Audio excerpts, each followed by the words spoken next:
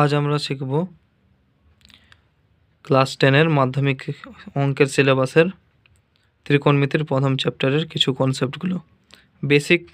ত্রিকোণমিতির basic জিনিসগুলো আজকে আমরা দেখব। তো ত্রিকোণমিতি করার আগে আমি একটা জিনিস বলে দিই, যেটা হলো এর আগে আমরা কোণ আর কোণের মধ্যে সম্পর্ক শিখেছি, বাহু এবং বাহুর মধ্যেও সম্পর্ক শিখেছি, কিন্তু এই যে ত্রিকোণমিতি চ্যাপ্টারে আমাদেরকে কোণ এবং বাহুর মধ্যে সম্পর্কটা শিখব। আগের চ্যাপ্টারে যেহেতু আমরা কোণ এবং বাহুর মধ্যে সম্পর্ক শিখেছি, এইটা ত্রিকোণমিতি চ্যাপ্টারে, এই চ্যাপ্টারে আমরা বিশেষ করে কোণ এবং বাহুর মধ্যে যে সম্পর্কটা সেটাকে আমরা শিখব। তো ডেফিনেশন অনুযায়ী জিনিসগুলো কী কী ওটা আমি বলে দিই। যেমন সাইন থিটা হলো লম্ব বাই অতিভুজ।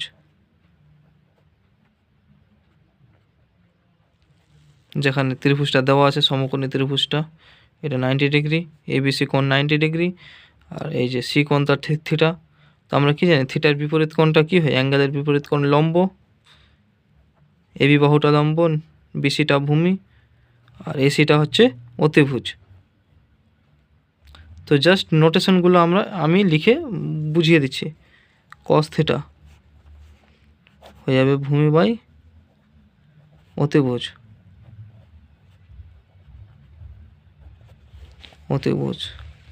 এরপর ট্যান থিটা লম্ব বাই ভূমি। এদিকে লিখি কসেক থিটা।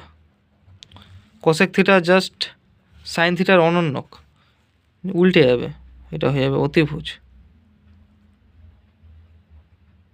অতিভুজ বাই লম্ব। কোসেকের অনন্যক হচ্ছে সেক থিটা। এবার এর উল্টোটা অতিভুজ বাই ভূমি। আর কট থিটা হচ্ছে টেন থিটার অনন্যক। এই যে কট থিটাটা টেন থিটার অনন্যক, তো এটা হয়ে যাবে ভূমি বাই লম্ব।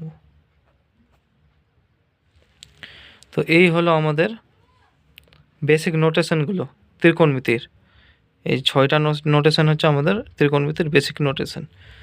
তো তাছাড়াও এখানে কয়েকটা সূত্র যেটা আমি বলতে চাইছি আর কি, যেমন সাইন থিটা লম্ব বাই অতিভুজ আর কোসেক থিটা অতিভুজ বাই লম্ব। তো এরা পরস্পরের কি অনন্যক। তো প্রথম সূত্রটা আমরা এখান থেকে ডাইরেক্ট দেখতে পাচ্ছি, সাইন থিটা ইকুয়াল টু হচ্ছে 1 বাই কোসেক থিটা। 2 নম্বরে cos theta equal to 1 by second theta.